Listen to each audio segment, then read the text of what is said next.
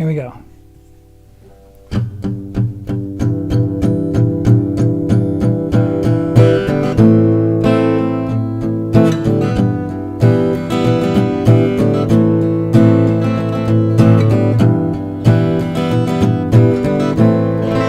Hello, everybody. Ladies and gentlemen, boys and girls. My name is Hal. This is Quail Studios Guitar. We're going to do guitar today. I'm glad you're here. There's been a buzz about Now and Then, the Beatles song. The Beatles song. Let's talk about that a little bit. Rick Beato came out with a video on that. It's got over 1 million views. It's a really good video. You ought to watch it. Don't leave yet. Wait till after my video. But it's really a good video. In fact, I could put in the description of this one. You know, I don't think I put anything. I think my description is not right. I'll have to check my description later. Let's see who's here. We got Bob here. We got Dwayne here. Hello. And we got Dean here. Welcome. It's good to see everyone again, says Dwayne. I agree, 100%. So this song, Now and Then, really briefly, John Lennon did a demo back in the 70s of this song. In 1995, George and Ringo and Paul got together and were thinking about finishing this song. But the technology wasn't quite right and they didn't do it. And so what happened was that they put it away. George passed away in the early 2000s. And just recently, with new technology and everything, they pulled John's voice out of that tape recording. And it sounds really good. I think it sounds great. Let's see. Paul did a new bass line. They used George's tracks from 1995.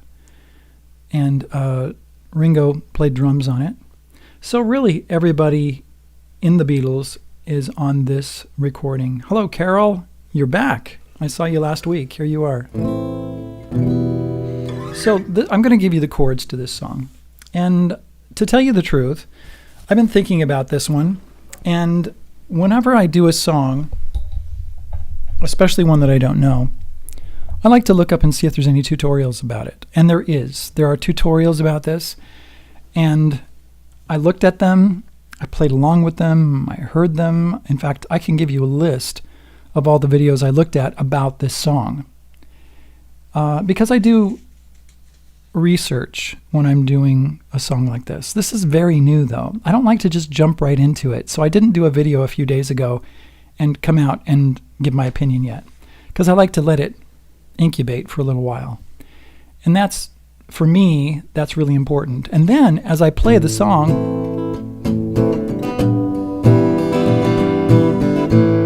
right? And as I perform the song, especially, I start to evolve in my own style about how I want to play the song, because I'm only using one guitar. Now, if you have a band and you're covering this song, that's a little bit different. You might want to play the guitar just like whoever's playing the guitar, George and whoever else is playing. I think I thought I saw in a video that Paul was playing a little bit too. But if you're doing a solo version of a song, you need to not just listen to the guitar. You need to not play just the guitar part. You need to listen to the bass. You need to listen to the drums. You need to listen to the strings. You need to listen to the vocal. You need to listen to whatever is happening in the song to give us a feeling about how to play this as a solo artist. So let's see. Let's pull up the chords here really quick. And one thing that I'm going to tell you today, before I pull up the chords, is that right at the end of the song, on the outro, the very last 5 chords. There's an A minor, G, F, E, A minor. The timing is really different. Everybody that I listened to did not, in my mind, did not explain the timing very well. I mean, they talked about it. I saw one guy say, it's two beats for every one of these chords. That's not true. Somebody said it's a new measure or something. It's not true. So we're going to go through exactly how to play that last part towards the end. We're going to start at the beginning. And let's just go through these chords. Let me pull them up here. Dink. There we go. We start with an A minor chord. Let's make sure you can see my guitar, because you're going to need to be able to see. Let's see. Do I need to make that smaller? Maybe I'll put it over here. All right. If that's not good, you let me know. I kind of think that works okay. I would use just a regular A minor chord. Okay, so there's an introduction. And when you hear the piano, it sits on it. Thanks, Bob. So it goes. This next chord, I've heard it described as a G6. Like that. I don't like it as a G6. I like it as an E minor with a G bass. The bass player is playing, Paul's playing a G. But I like to use this version of it. So there's A minor. E minor with a G bass. Your E minor is like this with a G bass. So I would go like that. And then the next, well, then we go back to A minor again.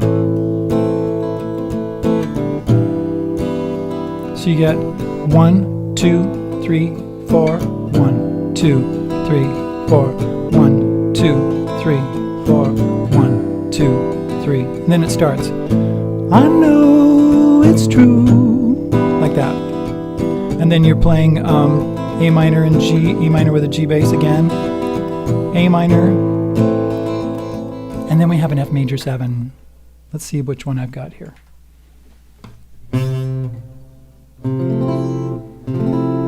F major 7. I'm hearing an F major 7.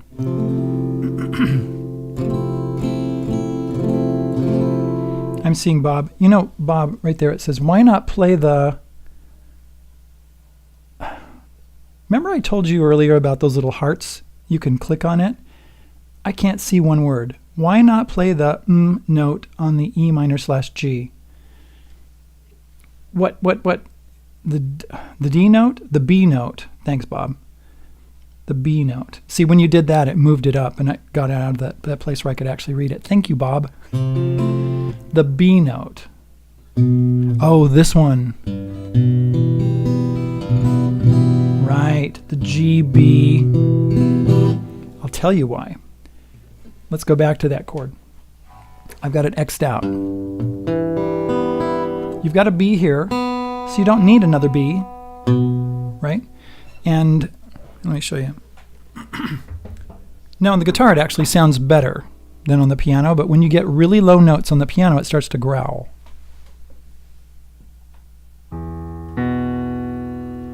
So you get this E, B.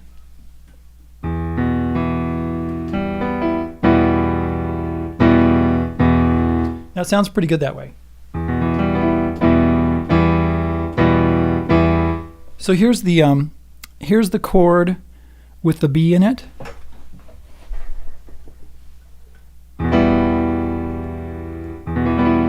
I'm rolling the chord there. And here's the chord without the B in it.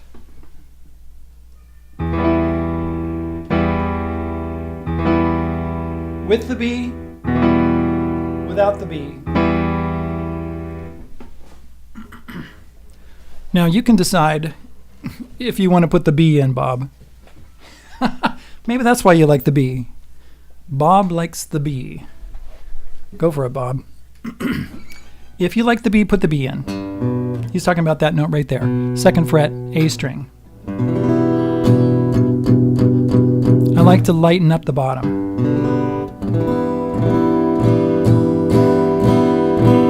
Bob says, I think I'll play the G6. G6 looks like this. It's like a G chord. Now on the G6, I would mute that B also and make it like that. You have a B up here, so I wouldn't put the B in the G6 like that because you get this growly sound right here. I like to open it up. E minor / G, A string.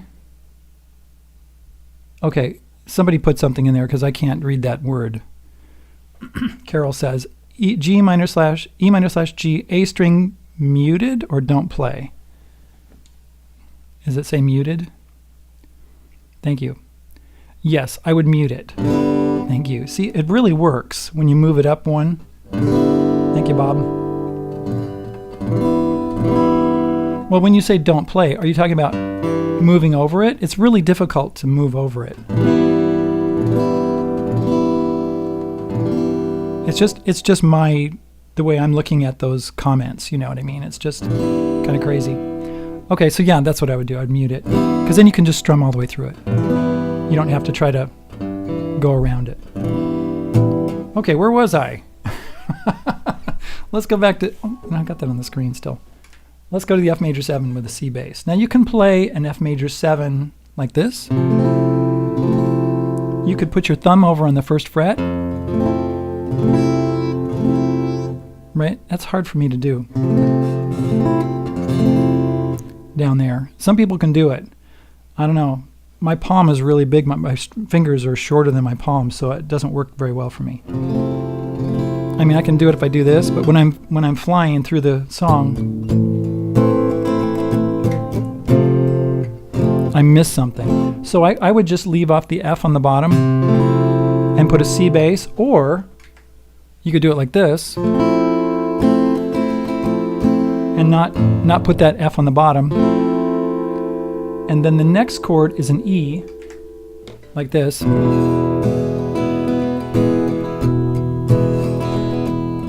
Right? And or you could play F major 7 like that. I don't have that one on the screen. I don't have that one as an option. That F major 7 would be like that, where you have first fret on the E string, second fret on the D string, second fret on the G string, first fret on the B string, open E. This finger right here mutes the A string. I don't really like that one so much. I like that one or this one. To the E.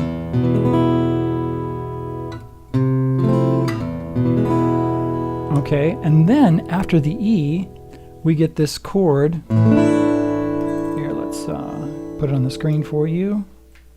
A sus4. This is an awesome chord in this particular part of the song.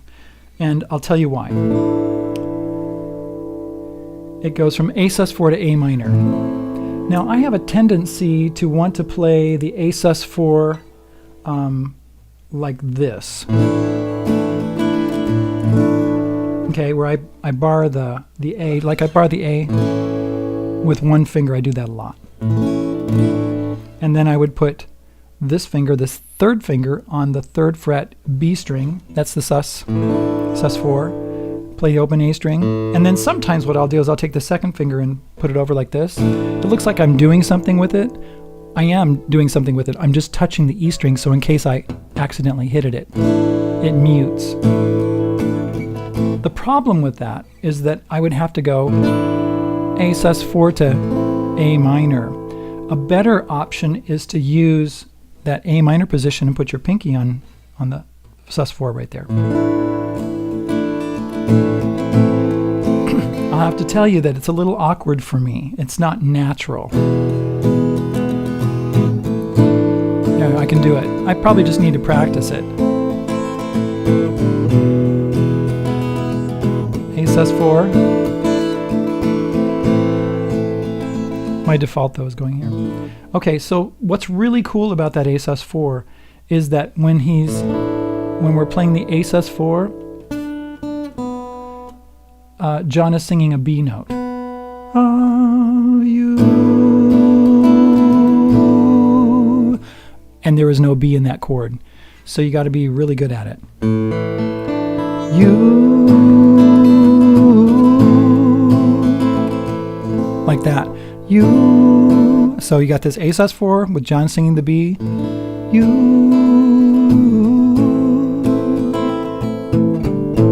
And now and then. Next verse. A minor going to E minor with a G bass. Let's go to the G6 and see what it sounds like. And now, if we see that? I don't know. It just doesn't quite sound right to me. It sounds more, when I listen to the whole band, it sounds like there's more E minor than G in there. I like that. I like that E and that E on top. I just like it. It's a lot of 6 or a lot of E, but I like it. Then we go A minor. Well, we will know for sure that something like that. Will love you, something like that. I don't know the melody as well. It goes into the chorus. Now and then. G. If you're here, say hello, because you can. Let's see what it says. Carol says, A sus4 with bar is awesome. I like it. Let's see. Now and then, I miss you. Right there, I've seen somebody describe that as an F sharp bass, but Paul doesn't play an F sharp. He plays a B. So I would not play the F sharp right there. Now, if you want to do an F sharp and then go down to the E minor next. Oh, let's put these on the screen so that you can see what they are. A sus4. Oh, the G. Now and then. You know what? That's just a regular G chord, isn't it? You know me. I eliminate that B. I don't play the B. I mute the A string. And then we go to B minor. I miss you.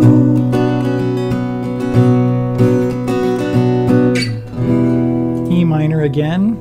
Now and then, I want you to be there for me. D chord. Oh, there's the E minor. Forgot to put the E minor on, didn't I? I thought we had already done that, but it was an E minor with a G bass. And then D. There for me. A minor. Always to return to me. A minor to D. I know it's true. Back to a verse again.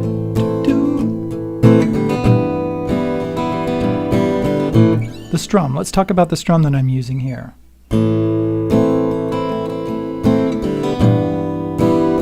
One thing you can do is hit that bass note. I'm actually hitting the bass note and the next note. 1, 2, 3, 4. 1, 2, 3, 4, 1. Now you can do a down, down, up strum. Or whatever that chord is. You could do that. I know it's true. But I don't think that's the right feel. I know it's true.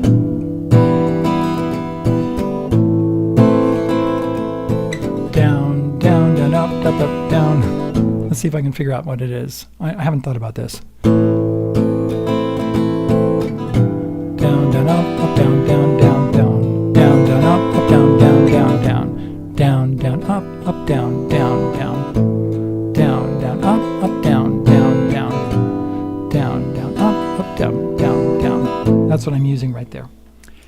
Okay, let's see. We go through the verse. Same thing. A minor to E minor with G bass. A minor with E minor to G bass. A minor to F major 7. To E. To A sus4. To A minor. And then it goes into another chorus. Now and then I miss you. B minor. E minor. Now and then I want you to be there for me. Rick Beato pointed out that this is very unusual to have 3 minor chords in a row. On that chorus, you've got the G going to B minor, then E minor, then A minor. I didn't think about that. Is it really that unusual? I don't know. Is it? And then it goes into the solo. After you play, I think it's 4 beats. Let me see if I've got that written down. Because I actually have a sheet here that I'm going to put on the screen. You can freeze it. It's a little blurry. I could send this to you if you want. I actually wrote down how many beats every chord has so that I could remember. Sometimes I have to do that. Let's see. Yeah, at the chorus you have 8 beats on the G, 8 beats on the B minor, 8 beats on the E minor, 4 beats on A minor, 4 beats on D. And then it goes right into the solo. I did not figure out the solo yet. I'm not going to do it with a slide. I think I'll just do it with just single notes, whatever the notes are. I don't know what the note is. I didn't even try it. But I'll do the solo later and put it in my book. And you can do it with a slide if you want to. If you're more experienced and you can do that, you'll know how to do it.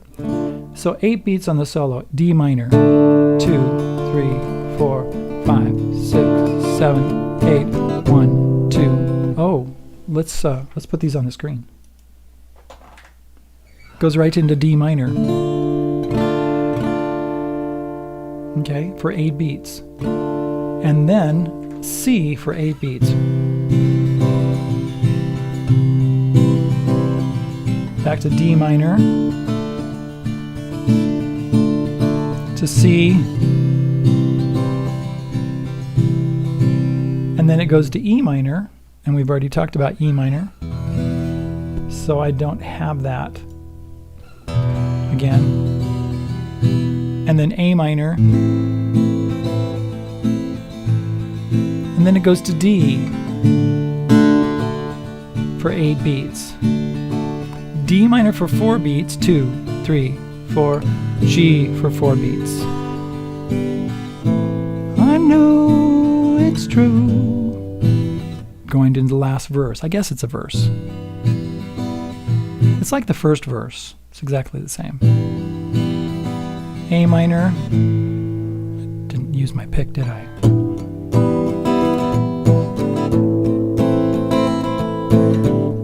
Oh, sorry. F major 7, E. Here comes the ending of you. When we hit that A minor chord, that's the end of that verse, but it's also the beginning of the outro. The outro is 1, 2, 3, 4, 5, 6, 7, 8, 9, 10, 11 chords long. And this is what it does. I'm going to tell you exactly how it works. A minor for 4 beats, E minor with a G bass for 4 beats, E. Does it again. A minor, E minor with a G bass, E. Okay, that's the first 6 chords. So it's like 1, 2, 3, 4, 1, 2, 3, 4, 1, 2, 3, 4, like that. You'll notice that I'm hitting the bass notes and then finishing the strum on the higher strings. Same thing here, and on the E. Now, when we get to the last 1, 2, 3, 4, 5 chords, this is really tricky. It goes like this.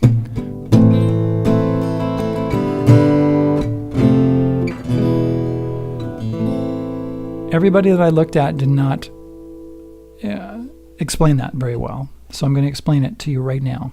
What we do is we do 3 beats on A minor, 1, 2, 3, 1.5 beats on G, 1.5 beats on F, and this is what I'm using. I'm using the bar chord F, not the F major 7. I like it a lot better. I did not hear that open E string. I didn't really hear that in there, very strong. If it's in there, it's very, very light. So I'm just using an F, going to an E, and then going to an A minor at the end. Okay, so this is how I broke it down to be able to understand it a little bit better. I can feel it. I can do it okay. 2, 3.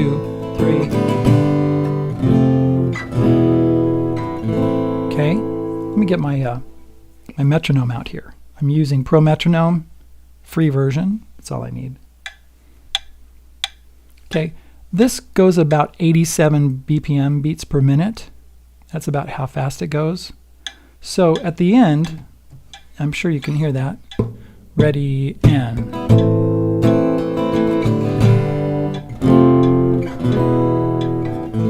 Just like that. And you can take that to the bank. Okay? You can take it to the bank and make money on it. Because what happens is that it's 1, 2, 3, 1, 2, doom, doom, doom. I think that's it. Wait, I might have done that wrong. Okay, I'm going to break it down into eighth notes. I'll say, what's 87 times 2? 164. Isn't that it? So I'm going to put it on 164. 80 times 2 is 160. I mean, 85 times 2. No, that's not right. My brain is not working. 87. I'm just going to use my calculator. 174. Okay, let's turn it up.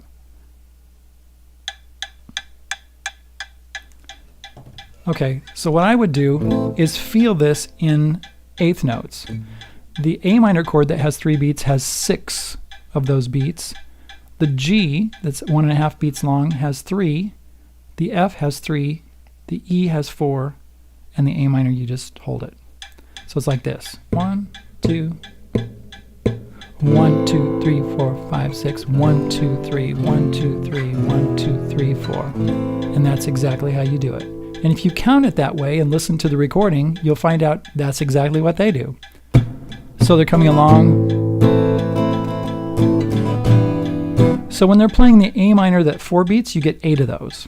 1, 2, 3, 4, 5, 6, 7, 8. 1, 2, 3, 4, 5, 6, 7, 8. 1, 2, 3, 4, 5, 6, 7, 8. 1, 2, 3, 4. This is the whole ending.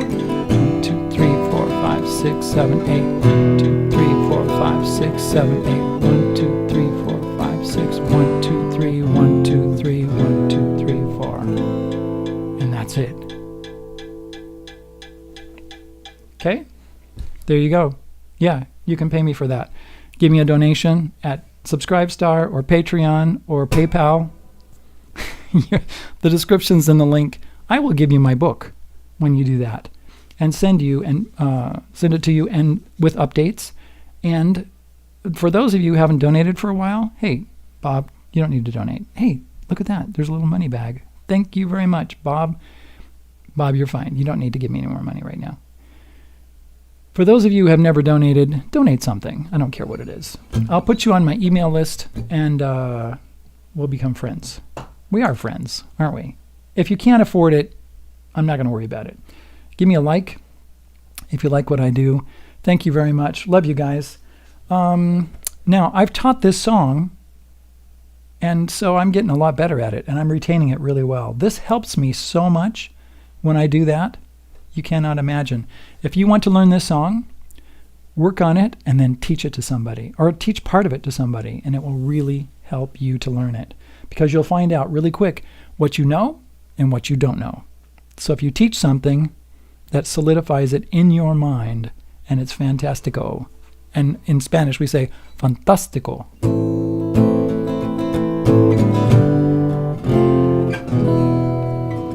And I'm going to go, okay? Love you guys. I'm going to go hang out with my my supporters, and they are going to, we're going to talk for like 30 minutes or something. Okay.